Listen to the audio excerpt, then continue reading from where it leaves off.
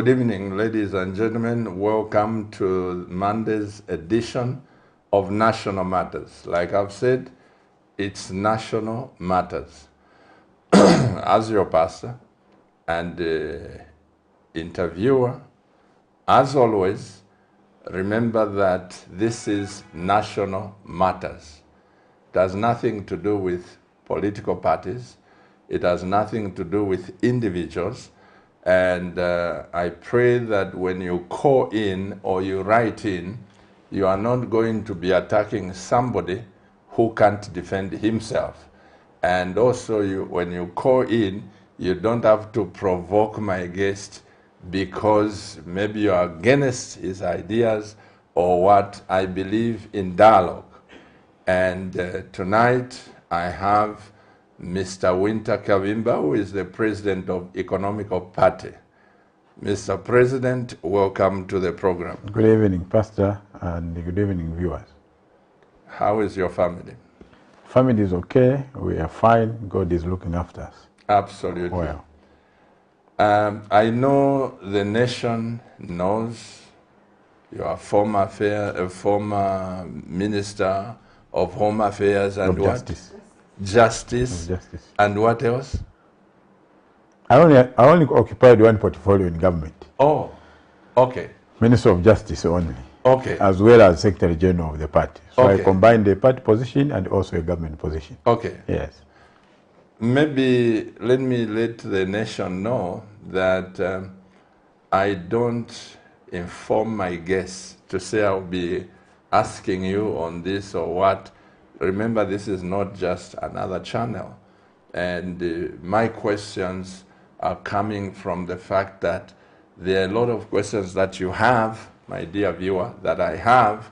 We all have these questions, hence National Matters. Mr. President, please tell the nation who is WYNTER KABIMBA. I've known you, of course, when you were at Civic Center as the town clerk. That's a long time ago. From that time, we've been... we've known each other from yes, that time. That was 1991, 92. That's when you were town clerk? Yes, way back. Before that, what were you doing? Before that, I graduated from the University of Zambia in 1981. I'm a product of Kafue Secondary School.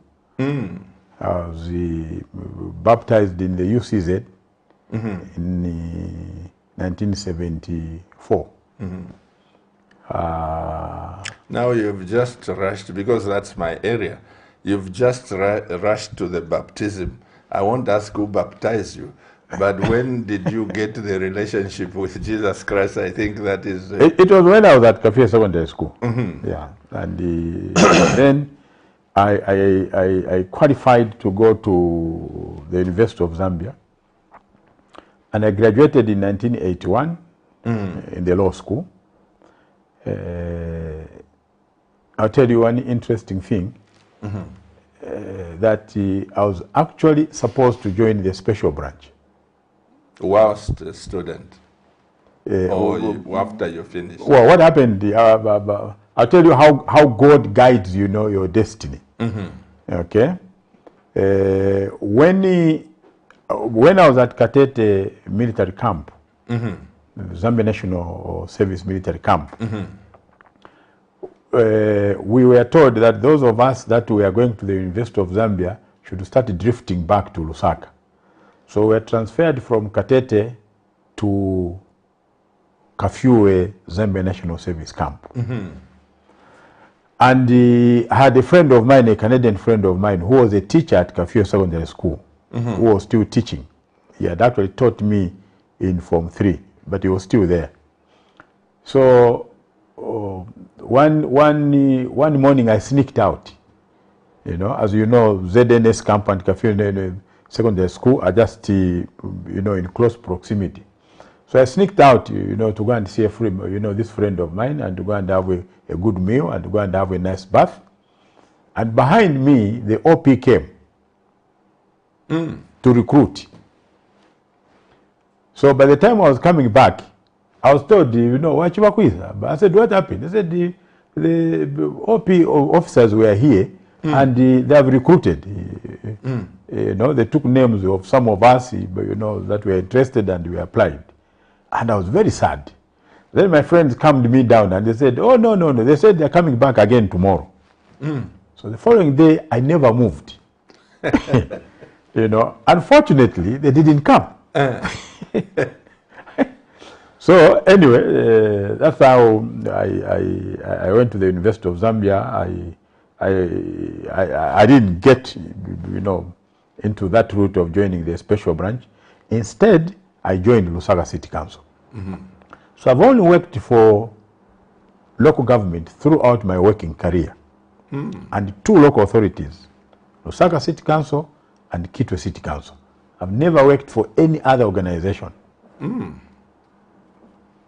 That is my career. So from Lusaka you went to Kitwe? Yes, I was the head of the legal department in Lusaka City Council. And in 1991, Michael Sata promoted me to go to Kitwe City Council as acting town clerk. 1991 November, just after the MMD elections. The elections, yeah. So I got a promotion to go to Kitwe City Council as acting town clerk.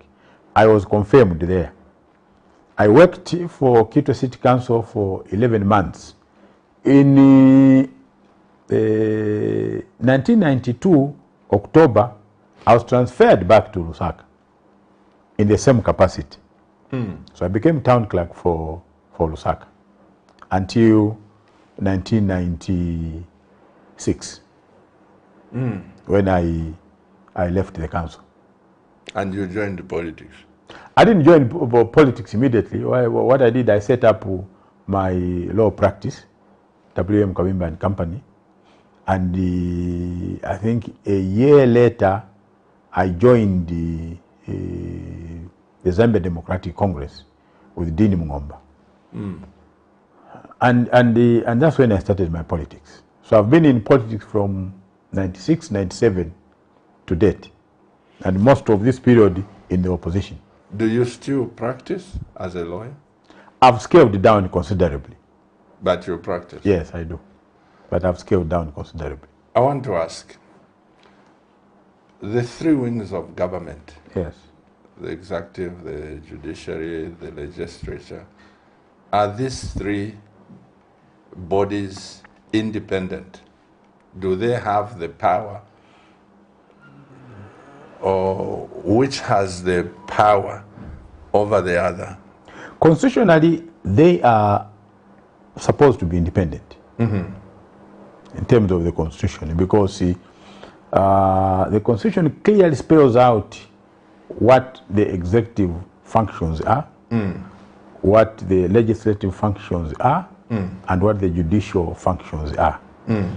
So in terms of the provisions of the Constitution, they are independent, they are autonomous of one another, though interlinked. You know, in terms of their functions. So they are not independent to the extent that you know, one has completely nothing to do with the other. Yeah, not the independence in that sense. I'm asking this, you are a lawyer. Yes. Let me bring this. When you see 10 judges being transferred by the president, just at one go, you go this way or that way, the powers that be, does that give the presidential powers to move in that order? Because I have been puzzled, let me say this, at the situation where a Supreme Court judge, or a High Court judge, let me put it this way, he made a ruling against the government, and the President Mwanawasa, being president then, he went through the case and he said this judge has misbehaved, and he promised to follow that through and through as a lawyer. And I remember that night because Dr. Nevas Mumba was vice president then. Yes. In the night, the judge rushed to my house and said, Pastor Chuba, I'll give you this judgment. He highlighted and said, tell the president, through your friend Nevers, that why I made the judgment, it's because the government erred in this 1, 2, 3. He was so scared. And they said, I've got children. So it's like judges are at the mercy of the president or the executive. What happens? Explain to the nation as a lawyer.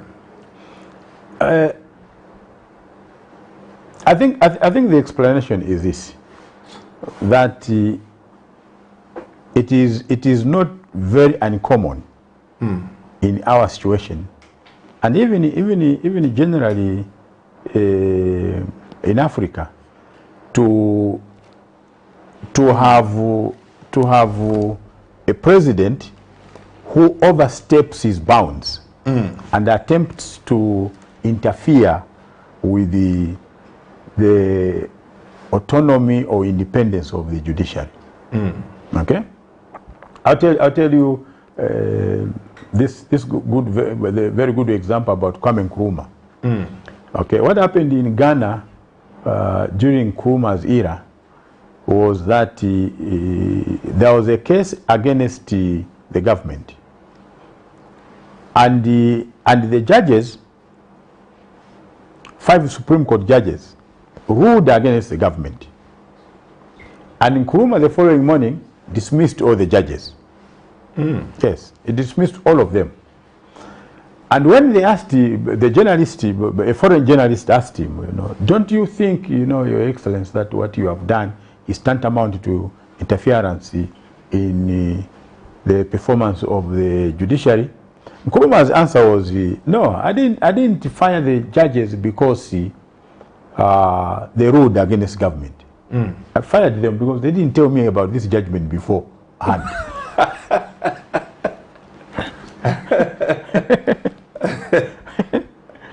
Okay, that was Nkrumah's answer. They didn't tell me about it. They should have told me, that there is a judgment before the judgment. They should have told me. So that's the reason why I fired them.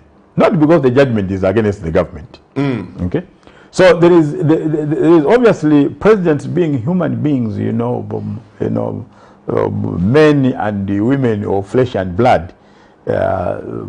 It's not very uncommon to see them react, emotionally, to judgments which don't sit well with the government.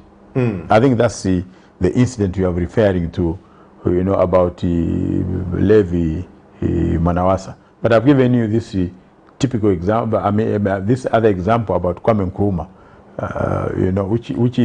which is actually studied. We studied in administrative law when you start discussing the independence of the judiciary. Yeah. But we may think that it's only Africa, Mr. President. What about in America? I'm saying this again, where you see Donald Trump, to strengthen his case, before he leaves his presidency, he appoints Supreme Court judges, the 3 of them, confirms them, and that locks the Democrats. In short, let me say this. Should we agree, we as common citizens, yes, that the executive has more power than the 2 wings of government? Invariably, yes. I think you can't. I don't think that you can say that the executive is equal, as in equal with the other wings of government, because all the appointments, invariably are made by the executive. Even in the United States, the president makes the appointments of judges. So that said, would we also agree that sometimes when the judges are delivering the judgments on certain cases, they have the political hand behind them?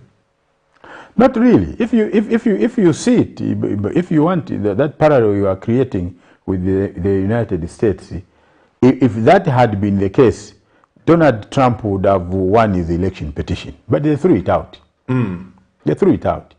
So you know, when you are in a place like the United States and you have been appointed, you know, it ends. Your relationship, you know, with the appointing authority, you know, ends. But also,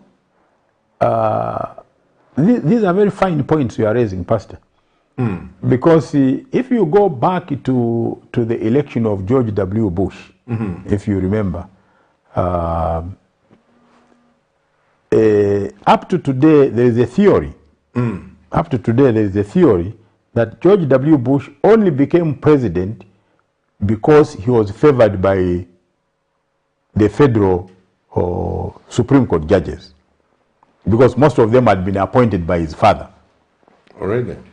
Yes, because he lost the petition, I think, at the state level, and then he took it to the federal court. And when he went to the federal court, he found that the majority of judges there had been appointed by his own father when he was president. And they ruled in his favor that he had won the election.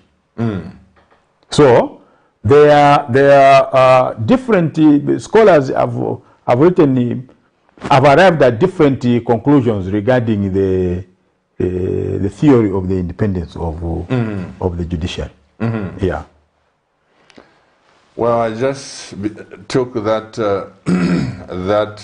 the opportunity because you are a seasoned lawyer, and also I heard some judgments that were delivered during President Kaunda and President Chiluba, especially one particular judge, when he delivered against the government, and he said, "Go and tell your bosses that I'm going to sentence you. I know you know the case. I'm going to sentence you so that the bosses may learn that I'm not employed by them." That was very harsh of that judge, but it stands in the history books of the legal fraternity. Yeah. You know, there are those that will perform professionally, and there are those that will say, if I do this, in case tomorrow I lose my job. But nevertheless, let's go to our subject tonight. What has gone wrong with our nation? As a political president of a party, from Dr. Kaunda, Dr. Chiluba, Dr. Mwanawasa, and we come to His Excellency President Banda Sata, whom you worked with, to President Lungu. All these presidents, 5 of them who are late, may their souls rest in peace. Have we failed to fix the economy of Zambia? Well, what is the nature or the structure of the Zambian economy? You know, historically, this is a neo-colonial state.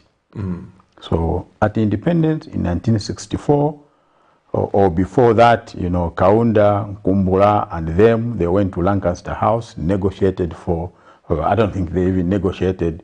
They were told you are going to become independent, you know, because President Roosevelt then of the United States had told the British and the French, you know, you must let go of your colonies.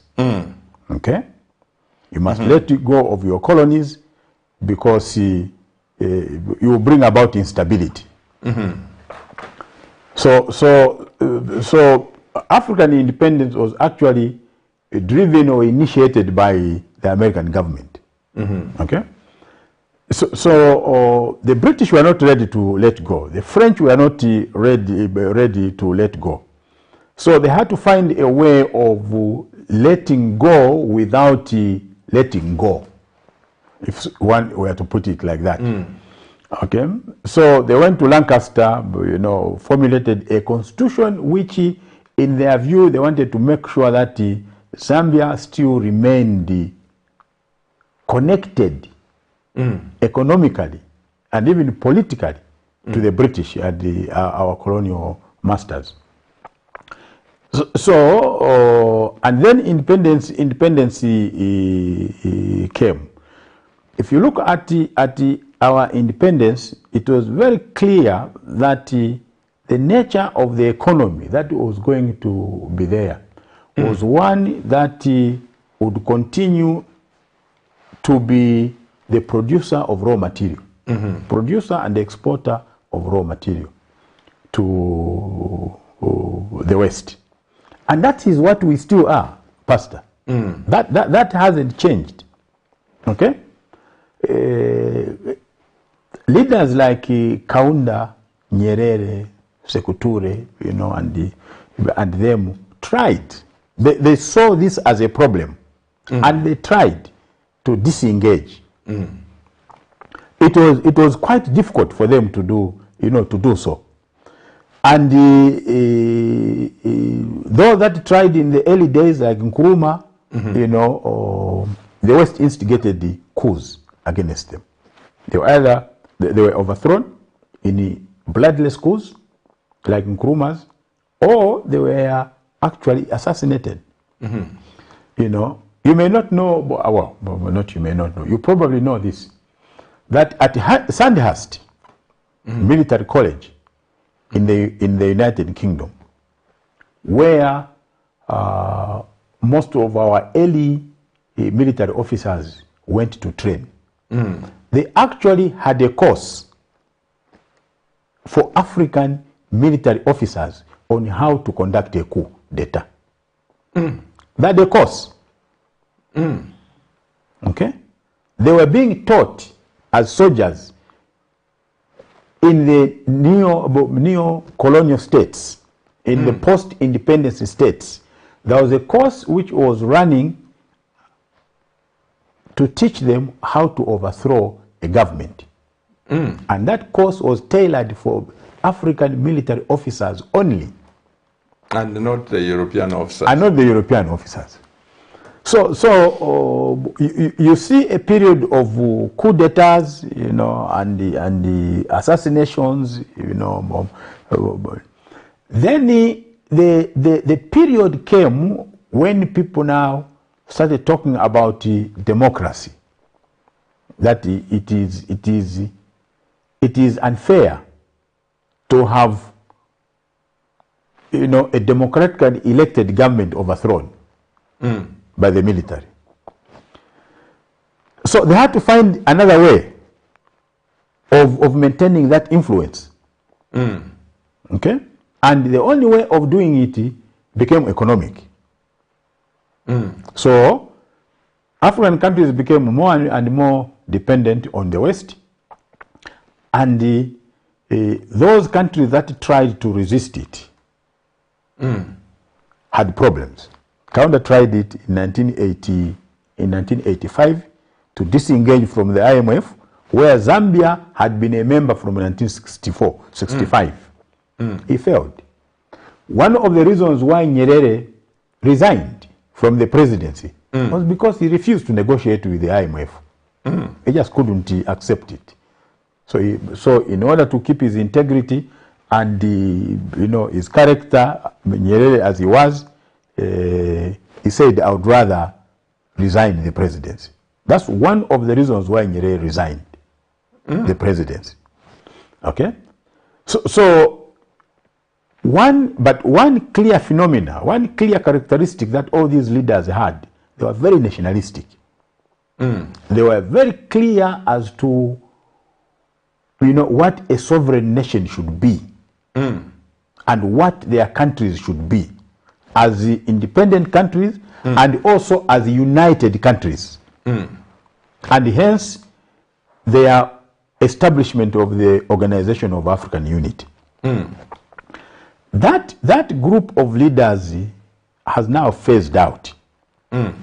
We have now another crop of leaders which has become non-nationalistic. Another crop of leaders which has become invasive, You know, an invasive plant is a plant which kills the other plants around it. That's what an invasive plant is. So we have a crop of leaders now across Africa, generally, that is invasive.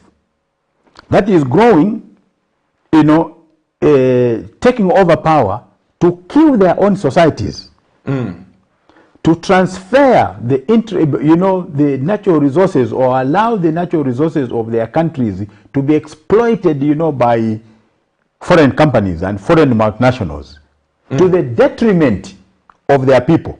We have a crop of leaders which has emerged now, which is so consumer oriented, so wealthy oriented.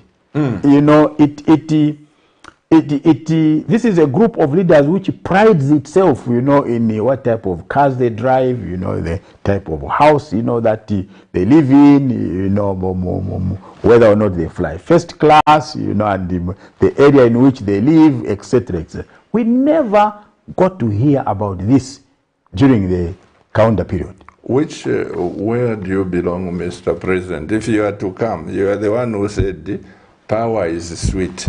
If it's sour. If it's in the hands of other people, when it's transferred to you, it becomes sweet. Where do you belong? If you were to take over as a president today, would you classify yourself to belong to those new crops of leaders that have come, or you would say, I am going to be like Dr. Kaunda, Dr. Nyerere, or Nelson Mandela? That's a very good question. I have been in the position of power before. As town clerk, that position is a very powerful position. At the district level and even at the national level. I was town clerk for Kitwe at a very young age. I was town clerk for Lusaka at a very young age. So I've been in possession of political power before. I became a minister of justice. I was in possession of power. So I've been tested, Pastor, in terms of how I've performed with power in my hands. And I've always had this philosophy that I must use power to uplift others. That's my understanding of power. That if my use of power does not uplift other people, then it means I've abused that power. I've met people, many people, you know, that have said to me, oh, you may not remember me, but when I was evicted from a council house, you are the one who directed that I must be put back in the house. I've met people that have said to me, oh, you know, you don't remember me when you were in Kitwe, you are the one, you know, when they wanted to grab a plot from me, you said, give him back the plot. I've met church leaders, you know, that have said to me, oh, you may not remember me, but where our church is standing today, you are the one who gave us that plot. Okay? So, I've taken that philosophy from the likes of Dr. Kaunda. Okay?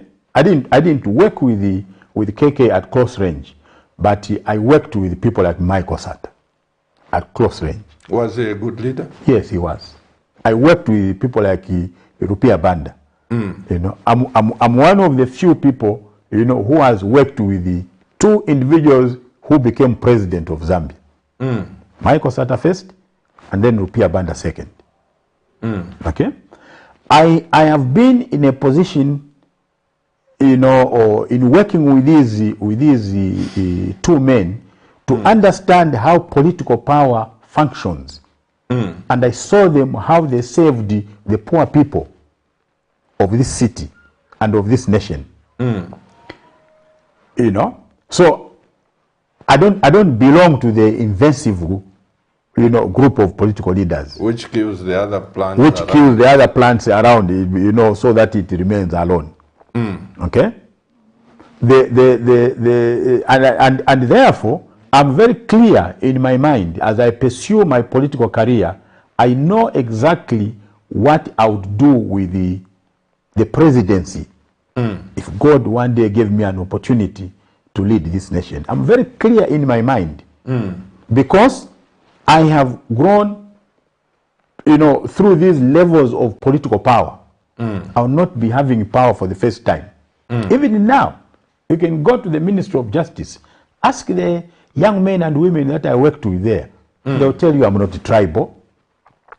They will tell you that I'm not over-domineering. The only thing that they will complain about me is that I'm very strict with the discipline. You can go to Kitwe and ask anybody who is still alive there that worked with me. They'll tell you I'm not tribal. They'll tell you I'm not over-domineering. They'll tell you that I play teamwork. And they will not tell you that I'm tribal. So, are you saying, Mr. President, that tribalism is an issue in Zambia? Yes, it is. Ethnicity. Since when? Since independence. Since independence. But you see, again, President Kaunda came to understand, you know, how to manage ethnic diversity as first president. In fact, the peace and stability that Zambia enjoys today must be credited to that man. Because he had difficulties after independence to manage ethnic diversity. Okay? Because there was this cake where everybody wanted the bigger chunk of it. And Kaunda had to say, no, but others also have to eat. Oh, no, but others also have to be part of this cake. And eventually, he stabilized this nation. You know, and that's why you saw during Kaunda's time, Pastor, that a northerner could go and work in southern province as district governor, and would be accepted. A southerner could go and work in Luapula as permanent secretary, and you'd be accepted. I have been against this practice which has emerged now, and I raised this even with Mr. Sata. I said, sir, this is not right. It is not right that the permanent secretary for northern province should necessarily be a Bemba. It's not right that the minister for southern province today must be Tonga. It's not right, in my view, that a district commissioner for Mumba district must be Sala. It's not right, because it is in doing that you are promoting this ethnic disintegration. And what surprises me is that it has become a norm. It has become normal. It has become normal. That's why you see people, you know, trying to celebrate, you know, that oh no, now we have one of our own. There is no one of our own. There is only supposed to be a president of the Republic of Zambia, who should not belong to any tribe, who should not belong to any church, who should not belong to anybody. He is the head of state to manage the interests of everybody. So during your leadership, Mr. President, did you see tribal tendencies in PF as well? Yes. Yes. Even the previous leadership of President Lungu, did you see the tribalism? Yes. You know, Pastor, these are human problems. You know, and the problem in itself is not a problem. It is how you manage that problem. It's how you speak to that problem. Okay? I mean, with Mr. Sata, because of the close relationship that I had with him, I had known him for 30 years plus, I was able to raise these things, you know, very openly with him. When we sat, the two of us, I'll tell him, you know, no, sir. For example, I was very sad, you know, when one young man from Eastern Province was appointed as PS for Luapula Province, and the appointment had to be revoked because the people in Luapula said, "Tete mutuletere umuntu wafuma ku province yimbi okuba PS kuno." I told Mr. Sata, you shouldn't have given in. You shouldn't have given him. You are setting a bad precedent. Okay? The difference with Michael Sata is that you could discuss these things and you could understand. The difference now is that people don't want to discuss these things and they don't want to accept them as a problem. When you say now, are you referring to President HH? Yes, I'm referring to HH and I'm referring to the UPND. Okay? When you say now that don't do this. For example, I was watching a clip. There's a very interesting video clip by Honorable Member of Parliament for Bangweulu, Anton Kasandwe, which is a clip on movie TV, and he makes an interesting point which HH should listen to. He says, if you are saying that you are uniting this country, how can you have all your 4 defense chiefs coming from one province? The ZAF commander, quite as he is, he comes from Northwestern Province. Lemi Kajoba, the Inspector General of Police, comes from Northwestern Province. The Zambia National Service Commandant comes from Northwestern Province. And who is the 4th one? The Army Commander? No. You've mentioned the Air Force. Air Force, Police, ZNS. There's a 4th one that he mentions. All of them, the 4 of them come from Northwestern Province. Okay? The Army Commander, I can't place that name, I think he's from Western Province. The Director General of Intelligence comes from Western Province. Okay? And this is the man, who stands on the podium saying, I've come to unite a country which was divided. What unit are you bringing about? If this country, where Edgar, he's entrenching that disunity through his appointments. Okay? That's what he's doing. Anthony adds the Minister of Defense, actually. Okay? He says the Minister of Defense is from Northwestern Province. The ZAF commander, ZAF chief, Air Force commander is from Northwestern Province. ZNS commander is from Northwestern Province. Who is the other one? IG is from Northwestern Province. So you have a minister, you have the minister and 3 defense chiefs who come from one province. And HH wants to make me and the other Zambians who hate ethnicity, that is the one who has come as a messiah to come and unite this country.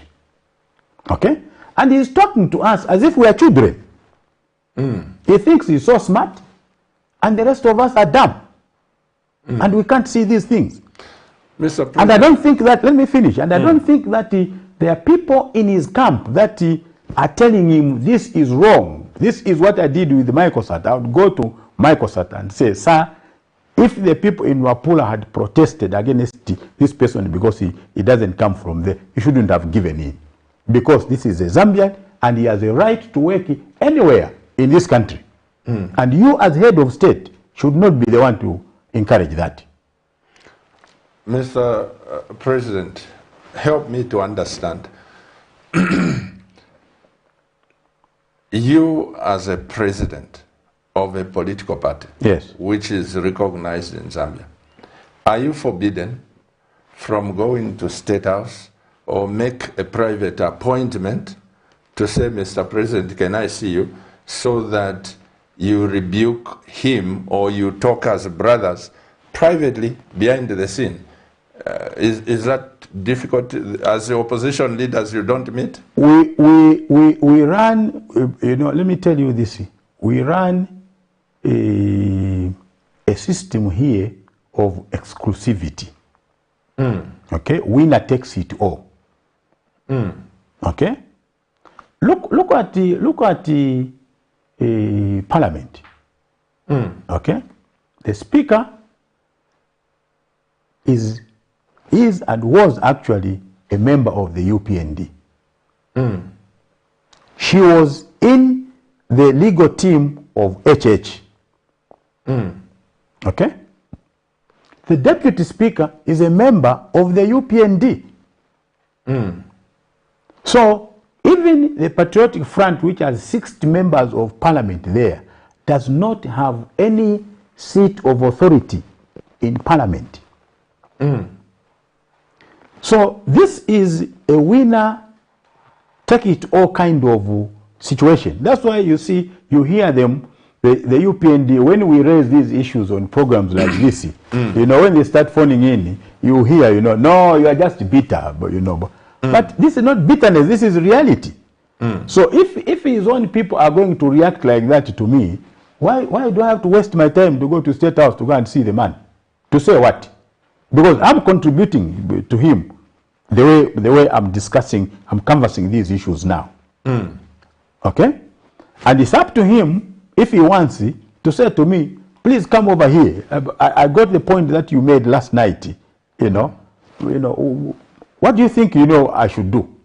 And then I'll be able to. I have experience, you know, in local government. 15 of my working career was in local government, like I've said earlier. They are in a total mess with this, you know, CDF of theirs. Why do you say so? They can, no, but it has just not worked. It is not working. But and they think that they understand decentralization. They don't. But are not people benefiting from projects? Who has benefited? Who has benefited? Again, it will be interesting for you to watch this clip, you know, by the Honorable Member of Parliament for Bangweolo, Anton Kasand.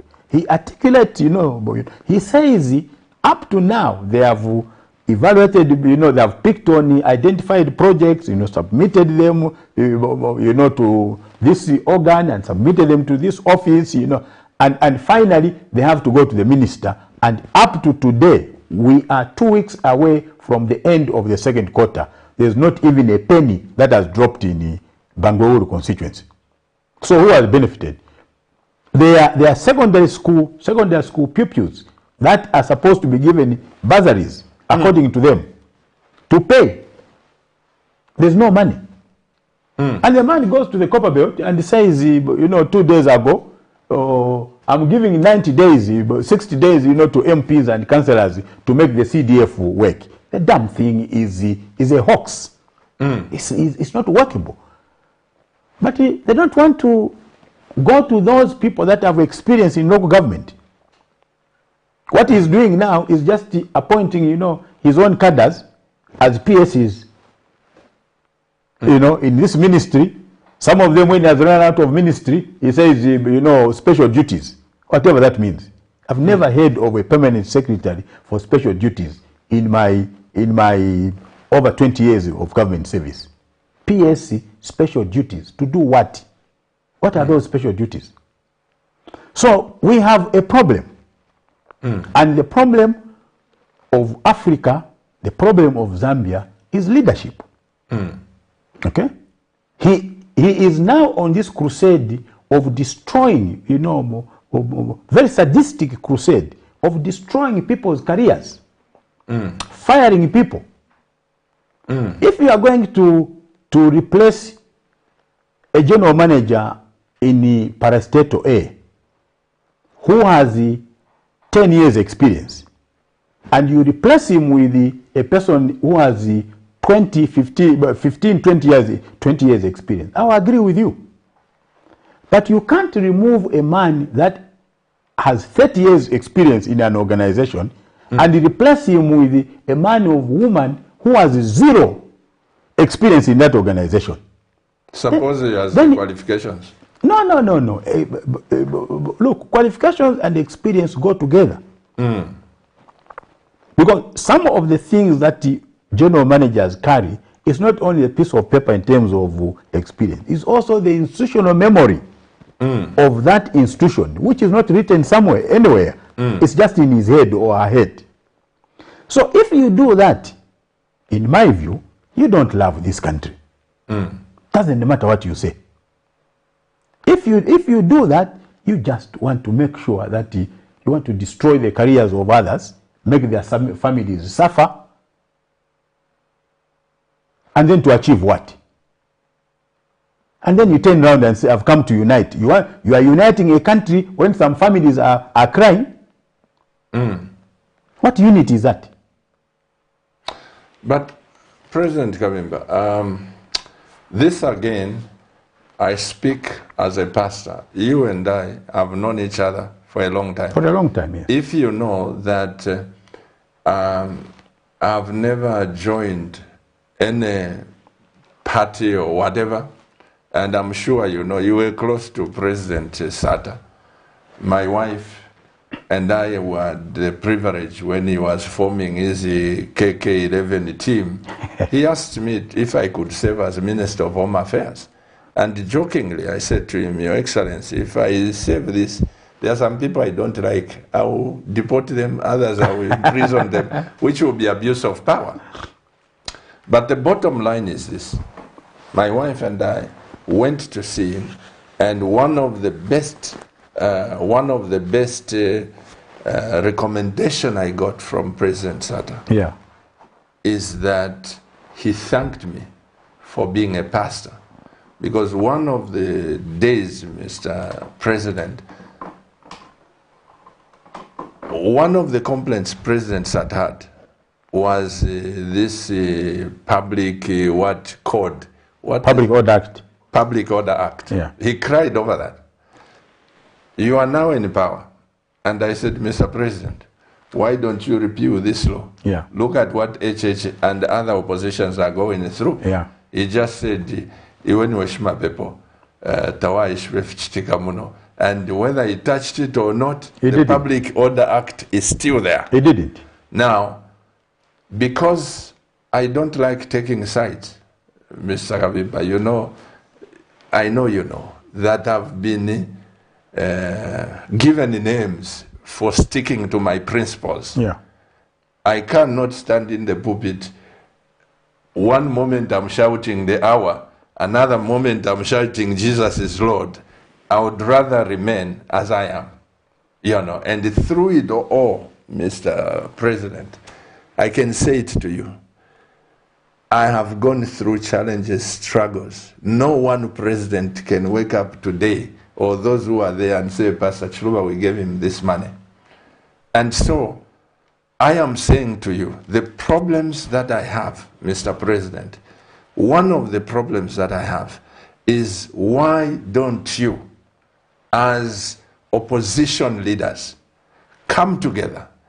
Does President HH refuse? Does President Lungu refuse? Because when you see it's Labor Day, when President Lungu was there, what united the President Sata with Mwanawasa was the sickness after he was about to, when he went to South Africa, he came back, they reconciled. But I don't see you members of opposition, sorry to say this, it's only those probably who don't have jobs or their parties, it's Nashara Neka party kind of, you will see them saying, this is a good president, this is what, we know those things. But why don't you come together? This is not about alliance like UPND had. I'm not advocating for that. I'm just advocating for the unity of the nation because of what you're talking about. Let me tell you, I'm happy that you raised that issue, Pastor. Let me tell you, I wrote a letter to the president, to HH, I think 2 or 3 months ago. And I raised issues with him. I said, when you are swearing in your Inspector General of Police, you gave him strict instructions that no citizen in this country should ever suffer arbitrary arrest or detention at the hands of the police. And I said to him, but this is still going on. Okay? And I wrote him a long letter, but I normally don't write long letters, but and I itemized, issues. I've not received the courtesy of a reply to that letter. Even just an acknowledgement that he got the letter. So why should I waste my time to go and national events, they are just there to cosmetically show that he is building about unity when he is not. I don't want to be to be used for that, So we want to respect him. We want him to respect us in turn. Okay? So respect must be mutual. It can't flow one way. If you remember, when he was in the opposition himself, he never acknowledged any president. Even as he lost elections, he never acknowledged any president. Okay? Even in 2011, when he came out third, even in 2006, when he came out third, he never acknowledged that Arabi was president. He never attended any state function. Even when Michael Sata won, again he came out third after Arabi. He never congratulated Michael Sata. He never attended any function at the State House. Did you invite him? I'm sure he was invited. I'm sure he was invited a couple of times, and he didn't pitch up. Okay? So the point I'm making is this, that respect must be mutual. It must go both ways. And respect also must be exhibited by, the respect for others must be exhibited by you who is in power, more than those that are not in power. Okay? Let me give you this, this other example. I want to go back to this example because I want to show you the difference in how leaders have managed the situations in this country. When Michael Sata became president, the speaker that he appointed, Patrick Matibini, was not a member of PF. He was not a member of PF. He was nowhere near PF. He was not in the PF legal team. Nowhere. Okay? The IG that Michael Sata appointed was nowhere near PF. Okay? And yet, his speaker was a member of UPND. That's the difference between one who is nationalistic and the one who is not nationalistic. But what really breaks my heart, Pastor, is the hypocrisy where you are doing one thing and then you want to stand on Mount Olympus, as they would say in Greek mythology, and scream that you are actually the Messiah. How you can attend a meeting of the Africa Liberal Network, which promotes homosexuality, and you want to attack those that want to raise that question that you are tolerating homosexuality. How you can allow 2 foreign embassies on Zambian soil? It has never happened before. How you can allow them to fly, rainbow homosexual flags on Zambian soil? But that one, Mr. President, the president in his capacity, I was in the church at Anglican. He came out that he doesn't support that. He doesn't talk about, but that one, I'll give you another platform, a debate when we can talk about that. For me, I'm on record here with Reverend Edith Mutale and Emmanuel Mwamba and Reverend Derek Mutungu. I'm on record to say, Mr. President, you should come out and speak. And they spoke in the cathedral. I was there. That one... I was also there. Yes. I want to leave it because there are some burning issues. Like this same thing, Mr. President, I'm talking about. Are we aiming at developing this nation or not? You talked about this nation. I've been going to Caribbean islands. The first time I went to Caribbean island in West Indies was 1987, Mr. President. I found the Eastern Caribbean dollar at $3.50 to a dollar US. Today, it's still at $3. If you go on the street, it's even cheaper than the bank. Up to today, the Eastern Caribbean dollar. Now, when I look at those islands, they don't have what we have. Where have we gone wrong, Mr. President? The answer is simple. Who owns this economy? This is what you should tell me and tell the people of Zambia. This economy is not owned by the Zambian people. This economy is owned by foreigners with the complicity of the leadership.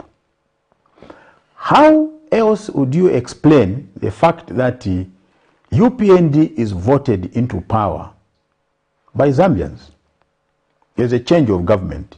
The first thing that HH does is to give tax holiday, or revoke the mineral royalties payable by the mines.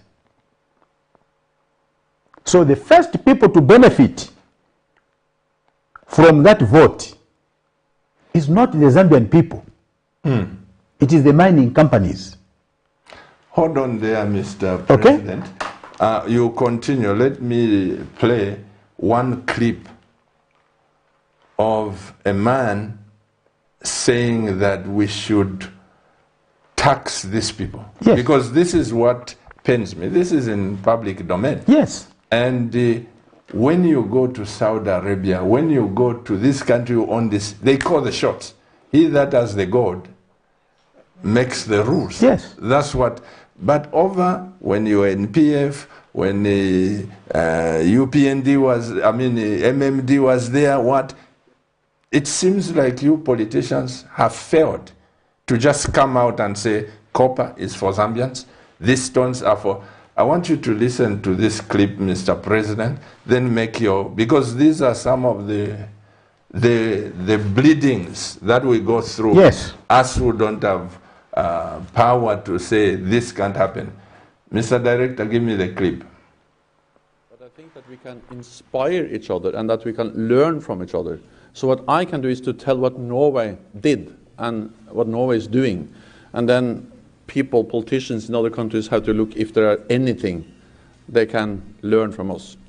And then, just then to answer, what we have done in Norway is to say that the natural resources in the ground, that's something we own in common. It's not private ownership. So the oil and gas in the continental shelf is the ownership of the Norwegian state by law. But then we invite foreign companies to invest, to produce, and then of course they can sell oil and gas. But partly we tax them quite heavily. It's 78% tax rate. And they told us that was impossible. But they come and invest. and we tax them and they stay. Because they earn money even with a tax rate of 78%.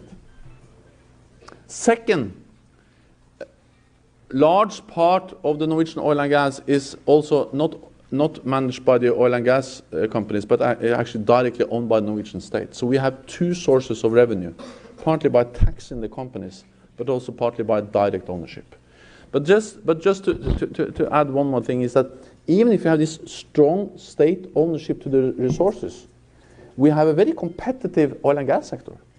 We have many foreign companies, and we are very much looking for competition. So we believe in the market, we believe in the competition, we believe in the open economy, but we believe that the extra rent, the connected to natural resources, shall be something which is in the common ownership of the people of Norway, and that's why we have the strong state participation. Mr. President, you have heard, this man is saying we have gas and we have oil. These foreign companies that come, let's tax them heavily. Yes. 78%, they can't go. because they are still making profits. Yes. And the whole speech, if you listen to that, when I Googled and went there, the man is saying that we don't want to be ripped off because we should not be told lies to say, no, this is expensive. They are making money. But here in Zambia, what has happened, Mr. President, that copper, gold, all these things. The other time my wife and I were driving to the copper belt, and each time we go there, sometimes I go in the habit of counting trucks carrying copper. And it pains when you see 150 trucks coming from there, carrying our own copper. Zamefa is not producing, we are not processing that. Where have we gone wrong? Let me tell you. How do we exempt these foreigners with tax? Even before you get there, let me tell you, you know, we are good at shouting, you know, our lungs out over corruption. Okay? We are very good at pointing fingers at others that they are corrupt and us, we are clean. Okay? I am an advocate, to answer your question, that it is high time Zambia had a piece of legislation. Zambia should have a piece of legislation which makes it a crime for a political party to be sponsored by a foreign entity or a foreign state. Okay? Because that is where the corruption starts from. That political parties in Zambia, including the UPND, are financed heavily during elections by those that come to exploit our natural resources.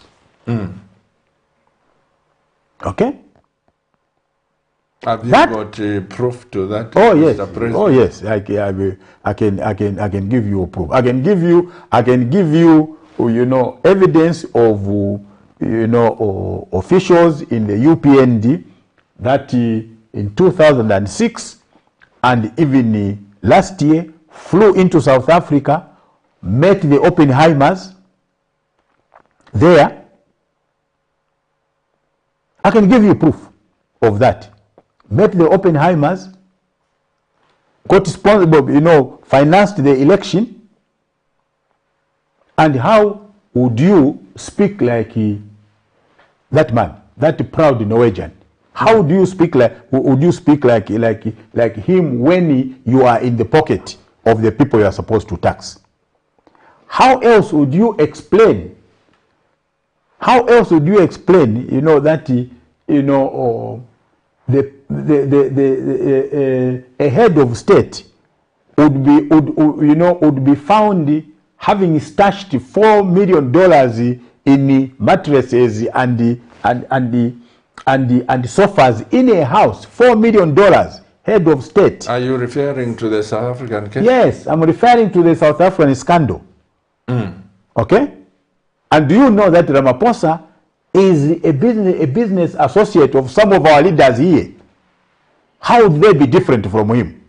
So all this, let me finish, Pastor. All these are issues, you know. You can't start pursuing others about corruption when you yourself were brought into power, you know, by multinationals, you know, that financed. Isn't that corruption? UPND was financed by mining companies. Isn't that corruption? Why are you? When is corruption? Why are you speaking just about UPND? Who finances your party? Who finances the PF and other parties? We have Zambian well-wishers. In fact, I'll tell you, one of the debates, and some of my colleagues are outside there, one of the debates that I've refused to accept, you know, in the economic front, is this idea of getting money from anybody and everybody, including the devil, as long as they wave a dollar in front of me. And I've told them, if you want this political party to be beholden, you know, to these criminals, say so. and I walk out myself. You can have it. Ask the economic front, members of the Central Committee. We have that debate coming in, why don't we look for money, sir, there are people outside there, that, would want. I've said no. I've said no. We are participating now in the Mukushi local government by-election, and we are participating in the Lumbo ward by-election in Mongu. We are raising resources ourselves. We're not going to get money. But the president and this government, they've said that all of you should declare the source of funding. I think I've heard that debate. We want that law in place. Okay, we want that law in place. If UPND is serious about fighting corruption, the corruption pastor must start with the financing of political parties by foreign entities. That cancer or iniquity must be stamped out. And if a political party that sings to the high heavens about corruption, like UPND is doing now, is not prepared to introduce that piece of legislation, then it is a corrupt entity itself. Because that's where the corruption starts from. So who is going to propose that motion? We expect UPND to do it. We expect UPND to say to us as a nation, we want to stamp out corruption in this country, and to show you that we mean what we are saying, and we mean well. From now onwards, nobody should get a penny from a foreign entity, because we want to make sure that the Zambian elections are free and fair. We want to make sure that the playing field is leveled. We want to make sure that anybody who gets into government is not beholden to any foreign entity. You can't go to America during an election and contribute even $1 to a candidate as a foreigner. That candidate will be arrested. Okay? But here, it is fine. And then you get into power, having been financed, by all these entities, and you say, I want to fight corruption. How do you fight corruption? When you were beginning the party, PF, would you say that you and President Satameiso, rest in peace, no foreign entity financed the PF or foreign individuals? Not to my knowledge. I knew Michael's friends around here. Okay? I knew Michael's friends around here. Like I'll tell you that I can tell you the names of people I raised money from for the PVT, the parallel vote tabulation. They were all Zambians. And that's how we won that election. Okay? But the point really that I'm making seriously is that I am an advocate that this financing of political parties by foreign entities must be legislated against. Because that is where the corruption starts from. That is where the corruption starts from. Okay? And all African governments don't want that law, without exception. I've never heard of any African government that has legislated against the financing of political parties by foreign entities. But I can tell you that if I became president, that would be the first act to put in place. Because you are a lawyer? No, because that is where the whole scam, the whole debt starts from. That is what weakens, governments in office. That is what leads to state capture. That's what leads to state capture. And I'm interested. I want to see how Ramaphosa is going to get out of this scandal. $4 million stashed in, president holding money which is not in circulation. Okay? How does he explain that to the South African people? How does he become, the leader of the largest economy in Africa? I want to see. During your time as PF, did you concentrate on empowering Zambians? Yes. Because one of the things, Mr.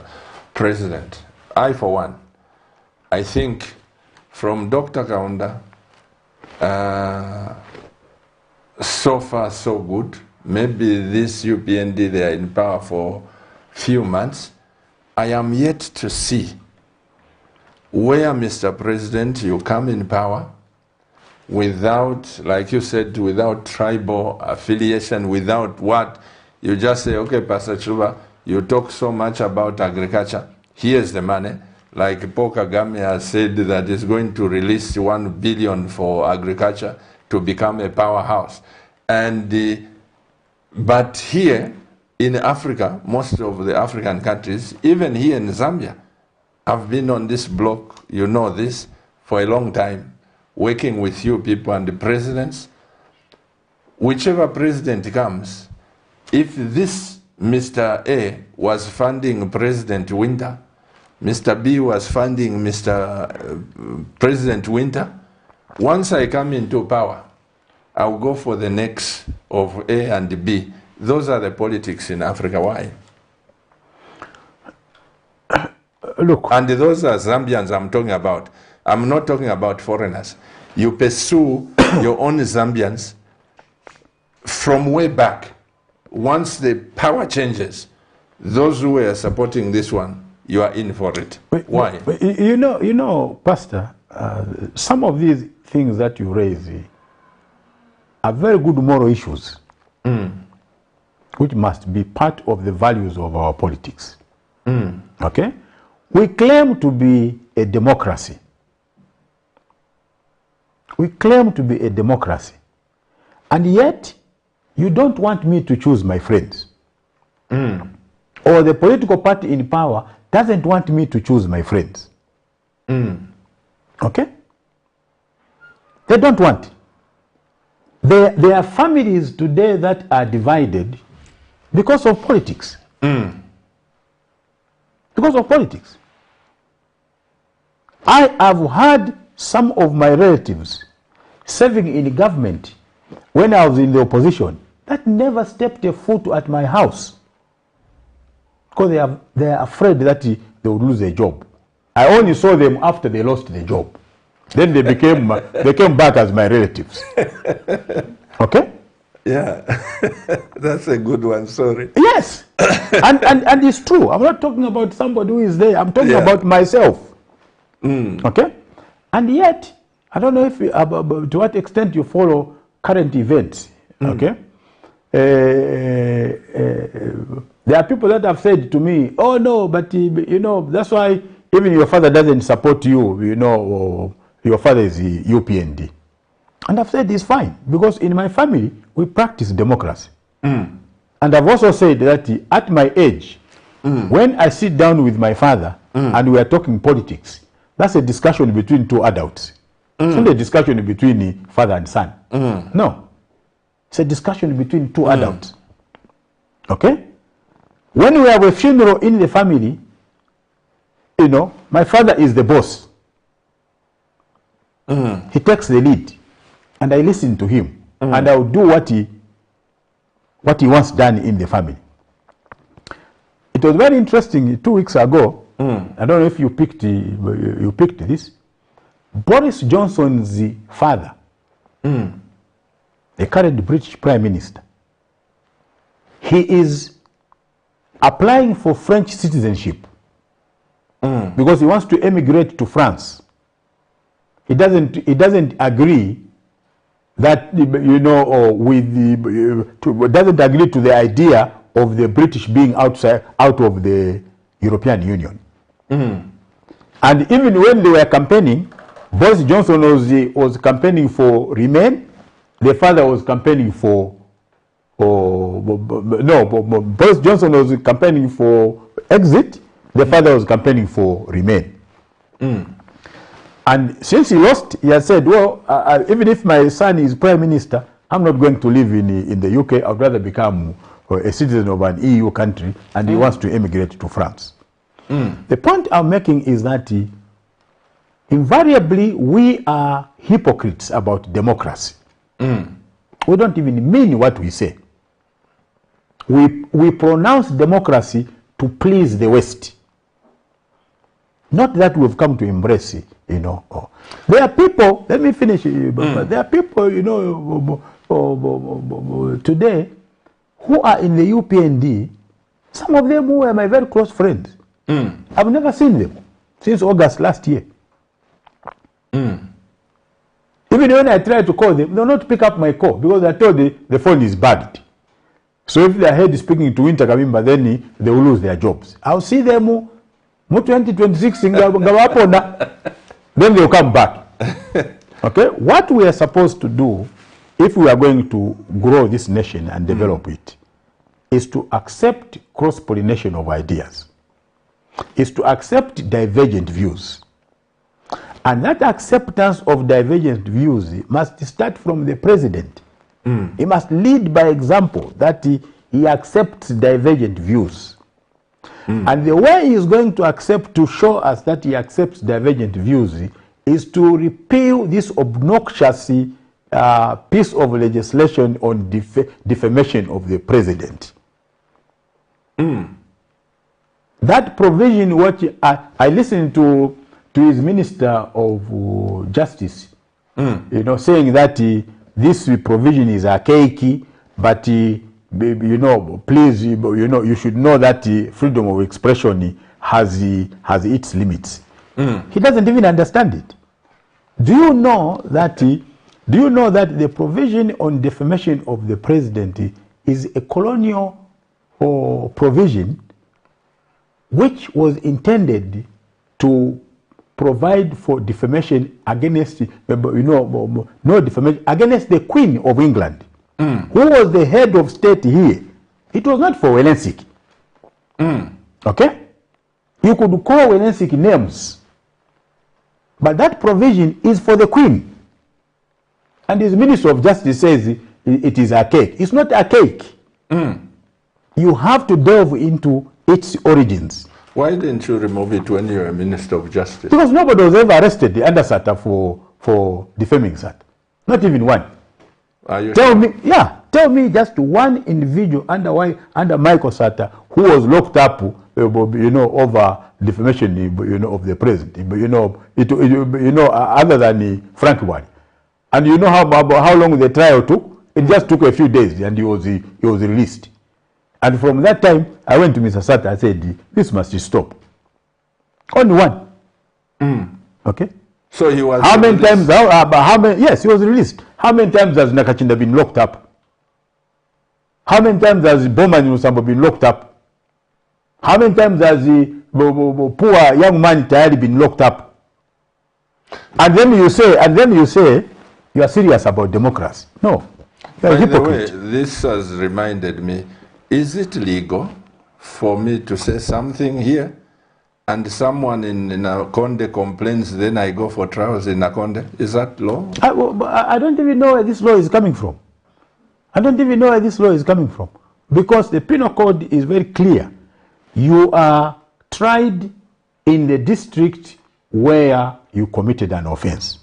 Very clear. And what is the explanation that is being given? No, but this is social media. There is social media now. But there was a radio even before. There was a radio before. If I said something on the radio, is it just broadcast in Lusaka? No. It will go up to Shangombo. Why aren't people being prosecuted from Shangombo? So all this is an attempt by the UPND government, you know, and their president to intimidate Zambian citizens. So that as they mess up this country, we should just be looking at them. Or we should be clapping, you know. But have you seen how they clap, you know, when the president Kim Jong-un walks into a meeting? Even if you don't want to clap, you have to clap. Because when we're in a meeting, we never shushu. They have to see who is clapping more than the other, or harder than the other. If you don't clap as hard, you are executed. North Korea. North Korea. Yeah. Just look at it. When they are clapping. That's what you know, HH wants us to do. That we must always just be glorifying him, and we should not tell him, no, sir, you are wrong. Mr. President, can I say this? Sometimes I have also noticed this. We may be blaming everything on HH, but sometimes, this is my view. The people who surround the president, sometimes they are intimidated for their jobs. Intimidated by who? Let me finish, Mr. President. If I know that Mr. KABIMBA may come and take my job, or is talking something about, I can just pick up a phone. I'm here at State House. Whether President has sent me or not, I'll just say, Inspector Kalikrike, go and pick Mr. KABIMBA. Sometimes, because I've seen cases, I've known cases. I spoke to President Chilwa when he was out of State House. He said, you know, Pastor Chilwa, I didn't even know these things were going on. Sometimes, I am just saying, of course, the back ends on the president. Yes. Even what he hasn't done or something that has gone wrong, it will be the president, the president. This is why I'm saying, Mr. President, please let's take time. It is very easy for us to destroy this nation. Take time to speak to him. Of course, I agree with you sometimes, because there are people who are in this UPND government. We would talk, chat, and everything. Since they went into power, we never talk. But for me, I'm a pastor. I'm used to such things where people, you bring them up and they drop you like a bad habit. That one, I'm used to it. So, but let's build this nation. I'm just appealing to you, to President Kambwiri, to President Edith Nawakwi, to President UPND Shalakateka, Heritage Party, and all these presidents. I'm just appealing for you. Why are you only appealing to us and you're not appealing to HH? I've appealed to him. Oh, you have included him. Charge him for. Okay, listen. Okay, let me tell you this, Mr. President. I have written a letter. I've phoned myself, the two Secretary Generals, PF and UPND. Ask them. I'm on record of saying, let's reconcile the nation, and the two of them are happy. The two party Secretary Generals. But Pastor, let me tell you, I do not agree with that phenomena that this country is disunited. It's not. No. That is something which is a figment of imagination of us politicians. Because if that were true, would have communal civil strife in Northern Province. You would hear that the Tongas that are resident there, or the Luvales that are resident there, are being attacked by the locals. You'd have heard that in Western Province there is communal violence between different tribes. Those that have emigrated there and those that are locals there. There is nothing. Zambians up to today have continued to intermarry. I've married two of my daughters, one to a Bemba and another one to a Lozi. My own daughters. And we go and meet Chilangamuliro, and all these things, I said to my wife, I don't know what Chilangamuliro is. She says, just come, it's just about eating. And if you want to invite me to your house, if you say there is food, I'll come. So I said, if it's about food, I'll come and eat. So, where is this disunited nation? Mr. Director, please give me the phone lines there as we are discussing. Okay. Where is this disunity which is not represented by communal violence anywhere in this country? Even after elections, people were scared that there will be communal violence. Nothing. The Zambians went and voted. Results were announced. They accepted the results. That's what Zambians are. Zambians have come to believe the pastor in democracy more than us, the politicians. It's the politicians that want to complain. No, my vote was stolen. No, the people have spoken. It's not yet your time. Okay? I attend most of these meetings, with the, Western observer groups just before elections. And one of them was, in this last election. And they said to me, don't you see violence, after this election? I told them, if there is any day that Zambians are most peaceful, it's the day of an election. They'll go and queue up, quietly. They'll cast their votes. They'll go back home. They'll wait for the results and accept the results. They've come to believe that you can vote a government in and you can vote a government out. That's why Zambians don't protest on the street. It's not because they are passive. I've heard this phenomena that, oh no, Zambians are passive, are very passive. You can abuse them and you can... No. They just wait for 5 years. Tukamumona after 5 years. Akamona. He thinks he's clever. 5 years he's coming. Then 5 years, they show you the door. Okay? That is what it is the politicians that do not believe in democracy. You have answered my question. I want to be asking this. Then all you politicians, beginning from President HH and all of you, yes, you should come to church. I'll conduct a service where all of you must come. Look, I'll invite you. I'll announce on Cabinet. This is not like the October prayer meeting where we meet and others don't go.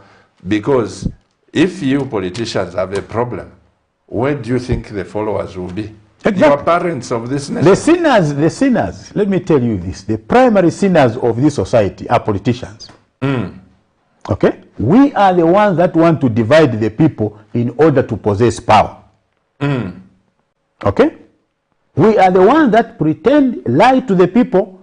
When you get into power, you change the color into another color of a chameleon.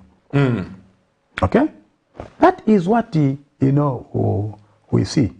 What would you say, Mr. President, we will be opening the lines shortly, about these NGOs? Before the elections, there were a lot of NGOs attacking the PF, President Lungu attacking this. Now they've gone quiet. Have they been disbanded? Look, the NGO, in fact, let's start from this statement. NGO is a contradiction in itself. Okay? What does NGO mean? Non-governmental organization. Okay? An organization that does not belong to the government. And yet, principally, all our NGOs are financed by foreign entities and foreign governments. So how do they become non-governmental when they are being financed by other governments? So they are only non-governmental to the extent that they don't get money from the Zambian government. Okay? So they are used by Western countries to create a parallel opposition streamline. Yes. And there again lies the hypocrisy of the West. You never hear of an NGO holding elections. But they'll come and preach to us and say, when are you having a convention as economic front? Okay? When you meet them, you are elected in what? When are you having your next general conference? They don't ask the NGOs, because the NGOs do their bidding. Okay? When we made an attempt with the Microsat to split the NGOs, and take away the financing from foreign entities, which was my agenda. Oh my God, you should have seen the number of visits I had from ambassadors at the Ministry of Justice. Really? Yes. Why are you doing this, Honorable Minister? But is this your country? What is your problem? Which NGO have you ever heard in the United States talking about gun violence, even as they kill each other quite in Inkoko, America? 20, shot, in Texas tomorrow. They are never heard, they actually. Exactly. Which NGO, have you heard, saying that, it is protesting? The protests are mob protests. Okay? But when they come here, they create NGOs which operate as the parallel opposition political parties. I'll tell you, this. I asked one newspaper, one day, I said, you guys, why is it that, all these public lectures that you hold are about politics? I said, don't you worry about our culture? Aren't you worried, Pastor, that the first language of your grandchildren is not Bemba but English? I'm worried myself. Equally. Okay, I'm worried myself. Equally me. You know the answer that the reporter gave me? Those that finance us, tell us the topics. Really? Yes. So they are not worried that our languages are dying. They are not worried that your grandchild now has to start first thinking in English before he goes into Bemba. Okay? And yet for me, who came from the village and primary school, I started first thinking in my mother tongue before I went into English. Now it's a reverse. Okay? They're not worried about that. Because the loss of your language is the loss of your identity. And if you are going to lose your identity, washadafe chinangwa, an empty thing, they're happy. They're happy because then you are manipulative. They can manipulate you. David Bezelson, Bezel Davidson, if you remember, is one of the extensive writers. A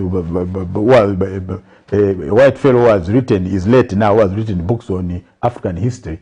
His last book that he wrote is entitled The African Man's Burden. The burden of an African. And he says in that book, sarcastically but truthfully, he says an African is the only person who doesn't even know where he belongs. He doesn't know whether he's African or he wants to be white. Okay? He doesn't know. And therefore, he remains without an identity. The war in Ukraine now, one of the causes of that war is the banning of the Russian language as an official language in Ukraine. That's one of the trigger points of that war. And the Russian speakers appealed to Russia. We can't be forced, to speak a language which is not ours. Come and help us. But here, we think that's being educated. To go to a restaurant and order prawns, it means you are very educated. Me, I don't eat shima. You go to these restaurants, you won't find shima. Yes, these are real things. And if you don't have a leadership that addresses these things and say this society is drifting away from its roots, then you are not supposed to be a leader and of an African country. Restaurants serving inswa, they even tell you, look at the menu. There is no ifinkubala, there is no inswa, there is no karembula, there is no nothing. There are prawns, Greek salad, I walked out of a restaurant one day, because I said to them, I want shima. And they said, we don't give shima here. I said, in Zambia, a restaurant in my country, and shima is my staple food, and you don't, I said, you can keep your restaurant. I walked out. There is a story, Sir President, just here, Dofunsa. There are some Asian people, the Indians, who have bought a piece of land. Now, in their land, which they've exaggerated, yes, in their land, there is a road that passes through to go to another village, or they've closed everything. When you go there, I went there with Bishop Mambo. When you go there, I saw the boom. Mr. President, they will beat you like a dog. Here in Zambia. Yes. And I said, there's the villagers are scared to death. They would rather go 22 kilometers around when the village through that road is just about 30 minutes. And if you found out who gave them this, that piece of land, a minister is involved. He gives a piece of land to foreigners to exclude his own people. That is the African leader, the Zambian leadership that you have. Paul Kagame has evicted, he has deported 18 Chinese from there and never to visit Ghana, Rwanda. This is what is trending now. But it made a sad reading when I saw Mao's Sampa as governor. He moved against the Chinese and he was meant to apologize publicly. I think that thing has remained in me. And when I saw on the Chinese news that a governor was forced to apologize, and we are okay with that, I think I've got a clip. It didn't sit down well in my heart. As politicians, I'll give you an incident when I was in government. 2 Chinese girls were arrested by Anti-Corruption Commission. They were trying to bribe a ZRA officer. Okay? So he reported to ZRA, to Anti-Corruption Commission. So they arranged that tukumbane pa arcades. They went to arcades there and they were caught red-handed. They were locked up. The Chinese ambassador then came to my office and said, Honorable Minister, is there any way you can instruct that these 2 ladies be released and then deported? I said to him, that's not the law. The law is that they must be prosecuted, they must go to jail, serve a sentence, and when they finish, then they get deported. You know what he said to me? But do you know that this can affect the bilateral relationship between China and Zambia? I said, what? Chaps that have been arrested for corruption in your own country, they would be executed. And here it must become a bilateral issue.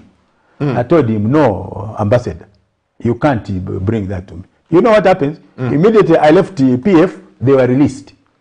That is the nature of leadership you have, Bwana, in Africa, in Zambia here. Immediately I left PF, they were released. Okay? So I'm just adding to the Mao Sampa incident that you are talking about. We ought to know, if you have read the book by Kofi Ouno, a Ghanaian writer, he's written a book way back. It was a classic at the University of Zambia. It's entitled This Earth, My Brother. There is a sentence there in which he says, let us return to the hour of our birth, for which we mourn. Okay? Unless and until Africa and Zambia, in particular my country, produces a leadership that is nationalistic, is able to analyze the social and economic problems of this country in the interest of Zambians, is able to protect our cultural heritage, not just to sing about okusefya pangwena once in a year and you call that culture. Culture is what you eat, the language you speak, the practices or that you have, and even the decency in our dress, the way you dress, utulavi, folk tales. The whole of that thing is called culture. That is what gives you an identity. That's what makes you human. That's what makes you a citizen that can contribute to the welfare of your society. Okay? Unless we reach that point, we'll just remain Finangwa. And these guys will take advantage of us, which is what they are doing. Okay? Like I've said, Pastor, the war in Ukraine, one of the trigger points was when Viktor Yanukovych, who was president, democratically elected, okay? The Americans and the British engineered a coup d'etat against him, and he had to run to Russia. And the first thing that the junta did, the chaps that took over power, was to ban the the Russian language. The war in Sri Lanka, the civil war in Sri Lanka that lasted over 30 years between the Sinhalese and the Tamils, was when the Sinhalese banned the Tamil language as the official language. And the Tamils said, you can't force us to speak your language. We'd rather go in the bush, and fight you. And that war claimed many lives for over 30 years. And here, we don't see anything wrong, that, no international school, teaches vernacular languages. We don't see anything wrong that vernacular languages in schools are relegated. That French is being taught, or more than our vernacular languages. And the Chinese has become one of the subjects. And we don't see anything wrong. You know what somebody told me? Somebody said to me, if you are not careful, in the future, you'll be getting a white person to come and teach you Bemba. Because when you go on Google now, and you say, therefore your body, and say, I want a translation, Google will translate, I want food. So they're owning our language. As we sit back, languageless, and thinking that speaking English is more important than speaking my mother tongue. And these guys laugh. I'm sure I can tell you, Pastor, when they meet, but they know whiskey, they just say to themselves, oh my God, God who gave us this race did us a big favor. President KABIMBA, you are reminding me of what Vice President then Kapwepwe said in 1965.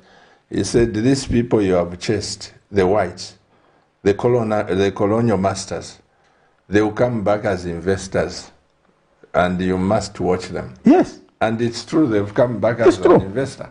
Because as we go to phone calls, I want my director to, when I saw this clip, Mr. President, I said, look at the scandalo, sweet potato, costing £3. And they've got the machines. And it's in short supply in some countries. When I phoned my friend, I said, what about this? He says, oh, Pastor, these things are costly. Honey, I got a honey bottle like this, Kuyuke. It's going for £15. And honey in Mwinilunga, the 20 liters goes for $10. Yes. This is how painful it is. Mr. Director, show us that clip as we go to phone calls and contributions. This is a factory in South Korea that produces roasted sweet potatoes. This 19-ton machine can clear 20 acres of land every day. As the machine moves forward, the gear behind will twist the sweet potato vine. Workers will then remove the film from the ground. This kind of ridge is more convenient for planting at the time of harvesting. Then the 4 robotic arms of the harvester will be inserted into the soil. It can directly dig sweet potatoes out of the soil. Then the workers will put the sweet potatoes into the baskets next to each other. The sweet potato farm is planted and managed by the factory itself. Before roasting, these sweet potatoes need to be cleaned first. The workers will remove the excess rhizomes on the sweet potatoes. The first wash is then done in this sink. As the conveyor belt advances, these sweet potatoes go into the second wash when this black roller has strong friction. It cleans most of the dirt from sweet potatoes. The third cleaning is done manually. Rinse off the dirt from the sweet potatoes while flushing. Here are the sweet potatoes cleaned in the oven workshop. Directly onto the grill. Workers will adjust the position of sweet potatoes. Make it heat more evenly. The sweet potatoes were then pushed into the oven for 40 minutes at high temperature. Bake at low temperature for 20 minutes. Baked sweet potatoes will be placed on top of this 11-tier rack. Finally, put it in the freezer for quick freezing. Workers will weigh these sweet potatoes. Decompose again. Different specifications are placed in corresponding minerals. This will make it more convenient when packing. Next, the bagging is carried out manually. There is one sweet potato in each bag. Finally, the sealing process is carried out. Frozen roasted sweet potatoes are ready. Such roasted sweet potatoes cost £3 a pound. Do you feel expensive in front of the screen? Mr. President, have you seen that kandolo? £3. £3 that. You mean we don't have, you as politicians, you can't say, let's grow this, let's eat this. That is very kandolo, £3. Go to Eastern Province, go to Kabwe, you find the things stuck there. Let me say this. I don't know if you remember, last year, just during the run-up to elections, Samuel Mukupa, who was then the national chairman of PF, issued a statement and said, if people find that bread is expensive, why don't you eat kandol? It was a big thing. That's what I grew up with, actually. They kept on running it in the press, because even our press is a neo-colonial press. Okay? There was nothing wrong with that Mukupa said. But they said, oh no, PF is saying that, eat kandoro, oh no, eat kandoro. It became a rallying point without shame. That is what Basil Davidson means by saying the burden of an African. We don't know who we are. I grew up myself eating. I still eat kandoro today. If you gave me a choice between bread and kandoro, I'll eat kandoro. Even me. That is what I eat. I eat natural food in my house. I eat kalembula. I eat, pumpkin leaves.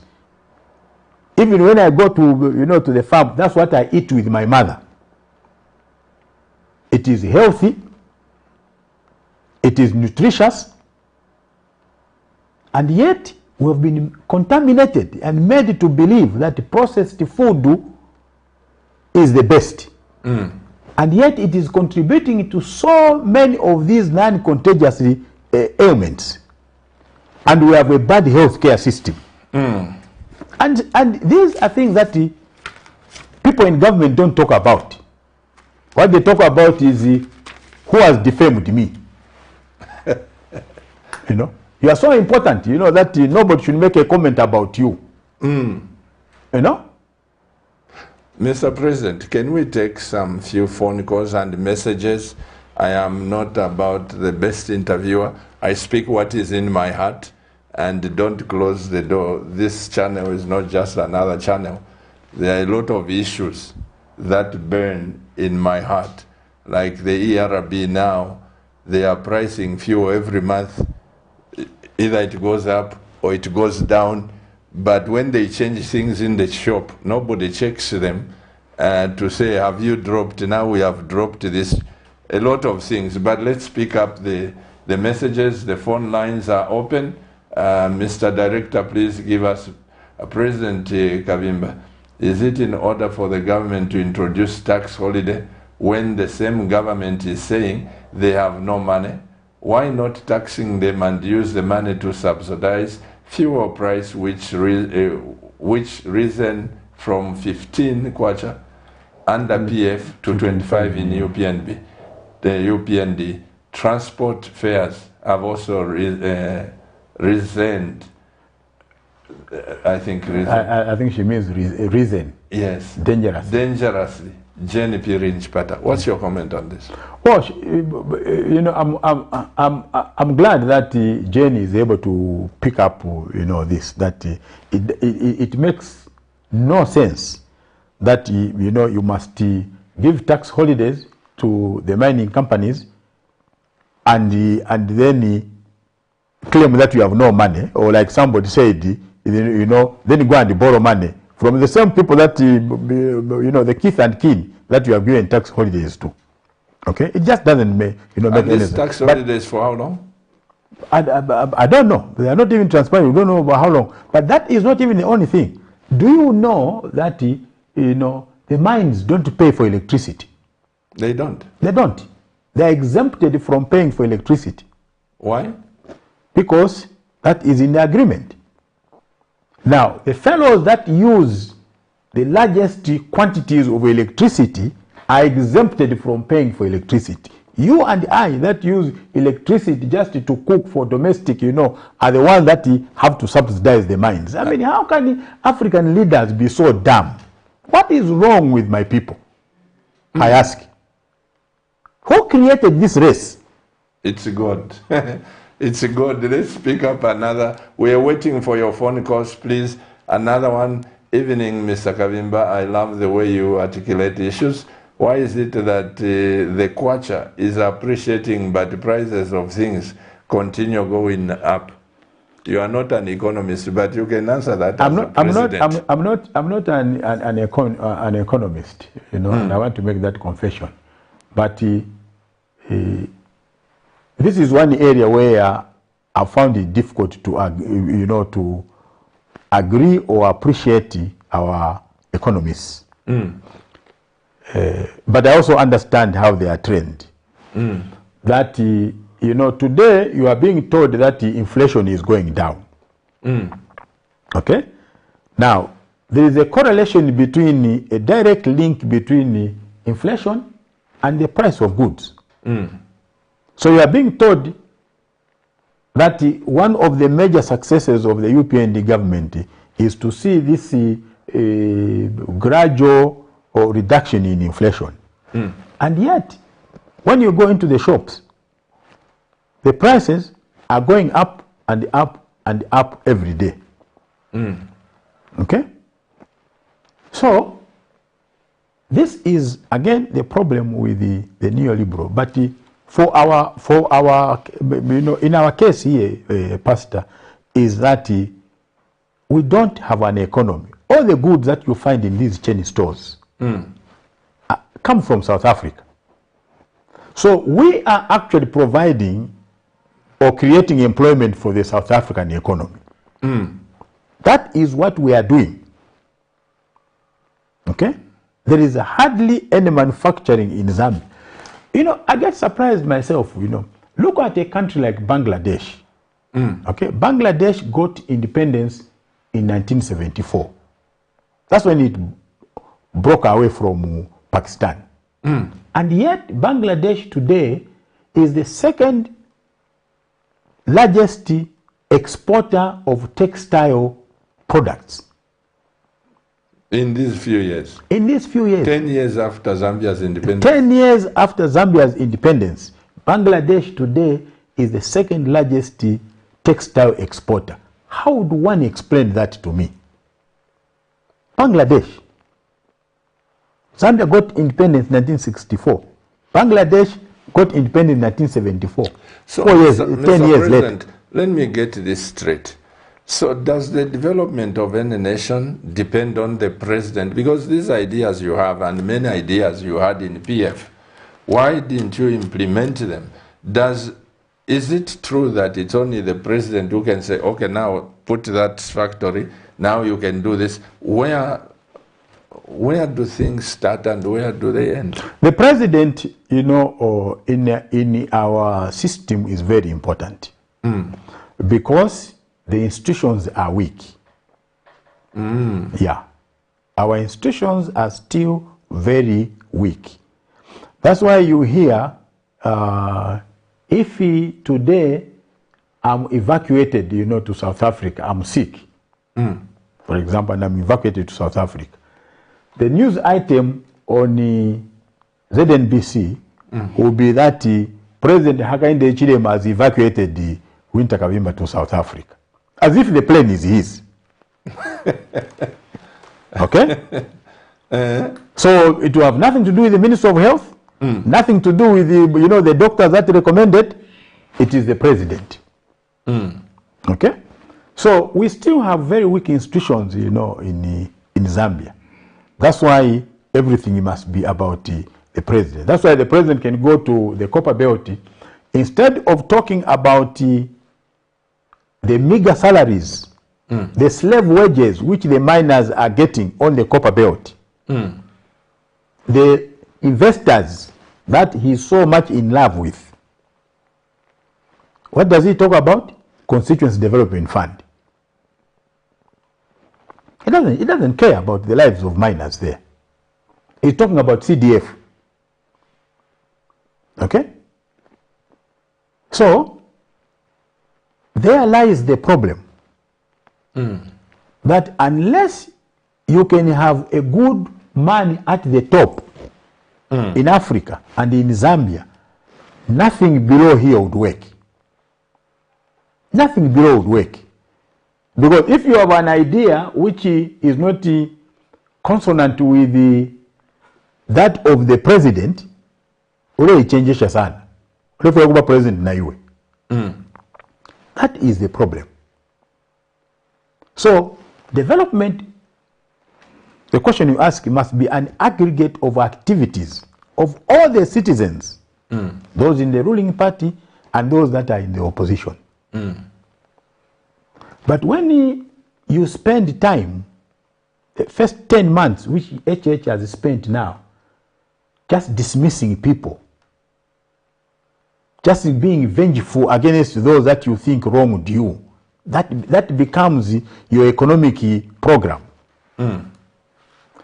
Then you have a problem as a nation. Okay? Then you have a problem as a nation.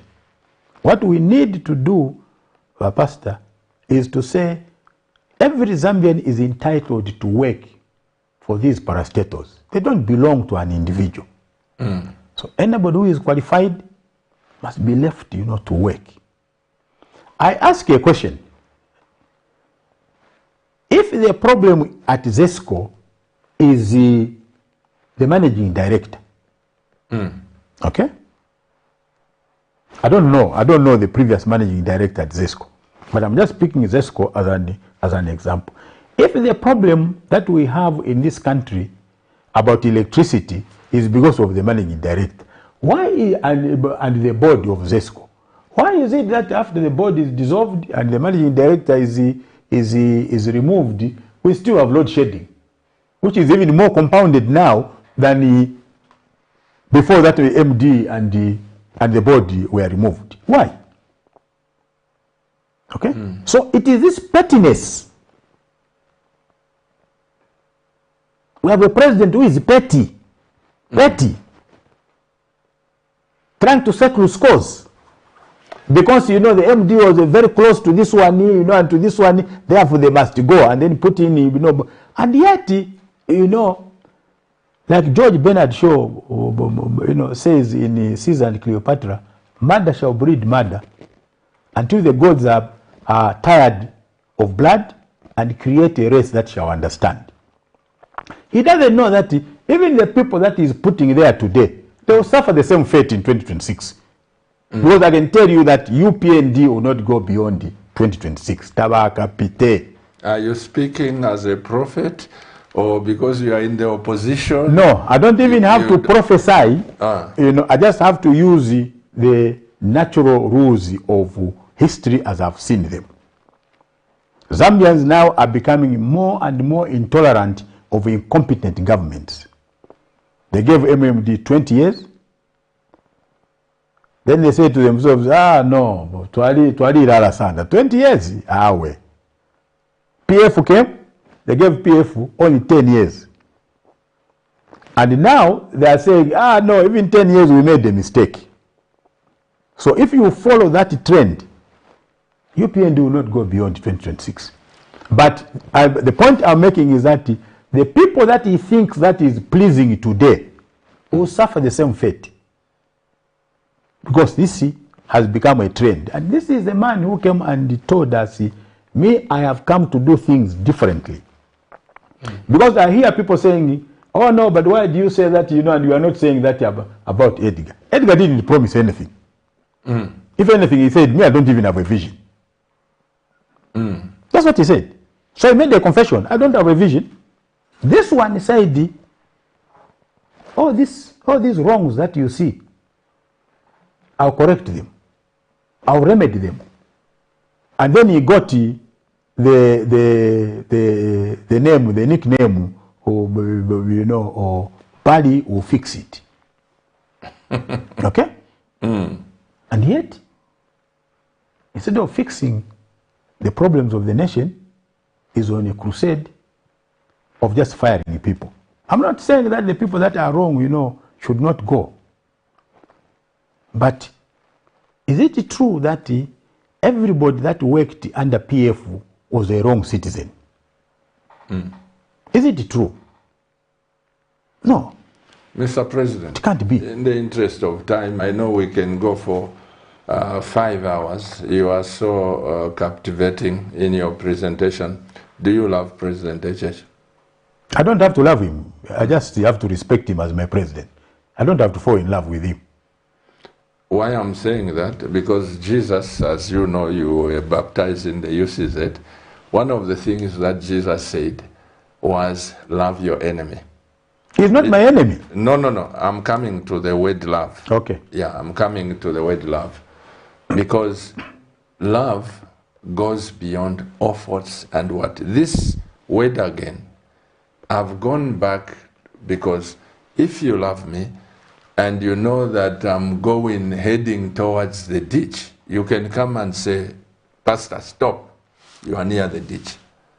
But if you don't love me, you just let me go. Once I break my legs, then you say, who does he think he was? Okay. I'm going back to the fact that this nation, you politicians, I repeat, if you are not in good books with HH, with President Lungu, with this, your followers, all the supporters, you are like parents.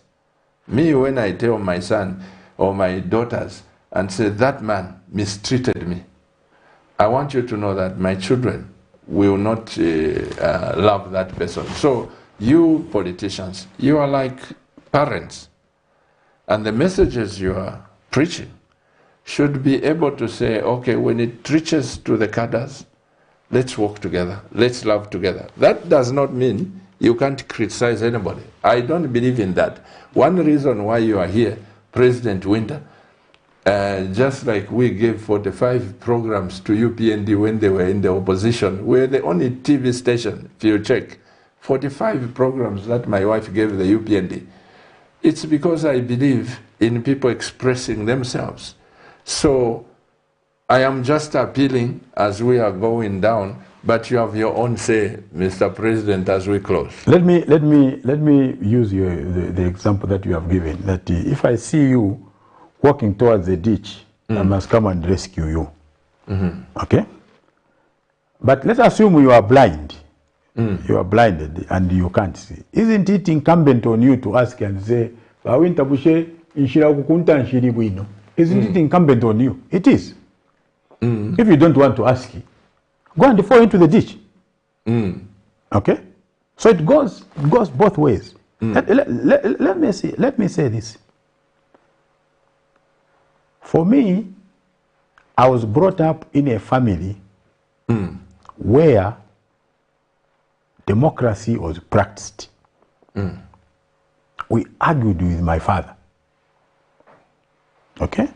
We argued with my father. We disagreed with my father. And sometimes very strongly. I can tell you this. And my father is still alive. He's 85 now. We argued with my father. So I was never brought, and if there is any authority that I came to live under, apart from the authority of God on this planet, is my father, my parents. So if I were brought up under that authority, which gave me freedom of expression, I haven't found this freedom of expression in Lusaka. I got it. I started practicing freedom of expression with my own parents. So if I could express myself openly with my parents, and sometimes disagreed with my father, and he even got annoyed with me, but I knew I was right. You can't change me today. That's part of my character. Okay? So, I'll speak and express my view as I think. But I'll do it respectively to authority. Okay? So, what I find disappointing, I'll be honest with you, is to stigmatize my criticism as bitterness, as displeasure, as hate, you know. That is not my intention. Your different views. Yeah. This is just my view. I say to HH, you can't just be dismissing people who have done nothing and cause misery, not only to that one man that you have dismissed, but even to members of his family, even to his children who may go out, go out of school because the father has lost a job. And there is nothing seriously wrong that the man has done except that he got his appointment under PF. Is that really something that you should be, excuse me, spending sleepless nights on as head of state? No. I take a totally different view. And it doesn't matter whether it is HH, excuse me, I didn't even agree with Michael Sata. Because to me, Pastor, I'll tell you, injustice is injustice. Whether it visits somebody that I don't know or somebody that I know. Okay? Do you really have to traumatize the young man Tayari, bundle him up in a police Land Cruiser, take him to Shangombo or Lukulu, go and dump him there, he appears in court and is given police bond, and he's in the middle of nowhere, he doesn't know how to get back to Lusaka. And you are head of state and you are looking at Tayari, on social media. Does that really please you? Doesn't that prick your conscience? As head of state, surely it should. Surely it should. So if do you want, to send Nakachinda, for example, and I'm giving these living examples, to Solwezi, where, his life, is at risk. Because you have a mob of these UPND cadres asking for his 1 liter of blood, and you see that on social media, you see that on TV reported, and it doesn't prick your conscience that you are being unfair to this one individual, irrespective of what they said about you. Doesn't it, prick your conscience? If you are a good leader, surely it should. So, the point I'm making is that if you are going to show lack of empathy for others, lack of love for others, you can't solicit for my support that you are a good leader and therefore I should fall in love with you. No. That pastor, I can't give myself to. I can't be complicit to that. Do you know what Michael Sata told me one day when he was in government? I said to him, sir, do you remember those programs which Chanda Chimba III was running against you, or during the run-up to elections? And Michael looked at me, he says to me, Mr. Winter, why should you and I worry, about a small fly like Chanda Chimba? We have a country to run now. We had a country to run. Okay? We had a country to run. So I get surprised, a pastor, that you are, a head of state. These examples that I've given you, and on Saturday you go to church and you sing a hymn. I find it very difficult to reconcile those situations in life. I'm pretty sure, Mr. President, Sorry, sure but you know. that he's not here to speak for himself, but I'm also pretty sure that when you get to speak to him, or when I get to speak to him, or whoever, he may justify certain things to say, Pastor, you know, this I didn't do, but the system did. This I didn't do, but if he did it and it's coming from him or his office, what I believe in, Mr. President, is this: there is a God above. The Bible says he rules in the affairs of men. And the reason why I stick to my principles, to speak my mind, to let the people of Zambia know that I don't want to fear man who can just kill your body and they can't kill your soul. Why I believe in speaking: if I tell you, Mr. President, you are wrong here, I would rather tell you than I go to backbite you, to gossip you to other people. That's what I believe in. So I am of the greatest opinion, Mr. President. I appeal again. Please make every effort. You as leaders. It's unfortunate you wrote a letter to the president. He hasn't responded to you yet. And I know that some people have written letters also who have told me they've not even received any response. No, it's good. At least it's not only me. But it should not make you from contributing to the development of this nation. No, this program we've been talking for over 2 hours. This is a contribution. Yeah. Okay? But I want to give you the last example if we are closing. Okay? We are already into news time, but make your remarks. Okay, very quickly. Yeah. I want to show you an example of a good leader. Okay? I was at my office at the Ministry of Justice. You know, I get a phone call from the Vice President of Malawi. Okay, then Joyce Band, saying to me, do you know that the Minister of Justice or Attorney General, no, he was not, had been arrested by Mbingwa Mutharika, and he'd been thrown into police cells. And this guy, is diabetic, he has a heart condition, and he might just die. Is there something that you can do?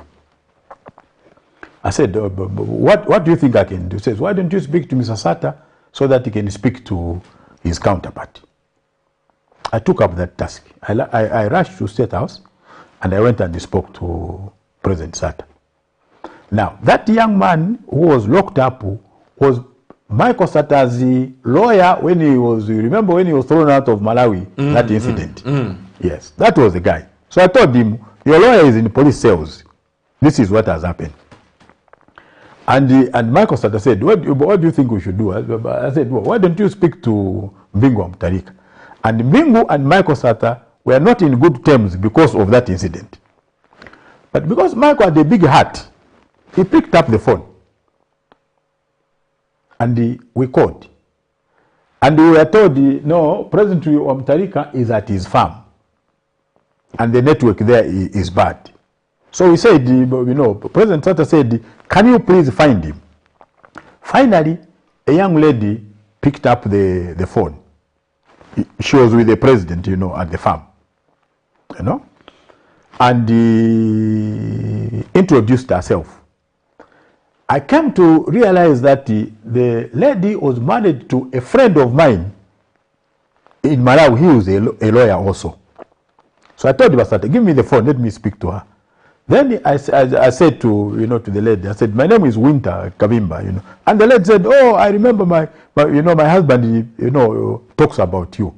I said, please, can we speak to the president? And Mbingwa Mutharika came on the phone. It was the first time they were speaking with Michael Sata after that incident.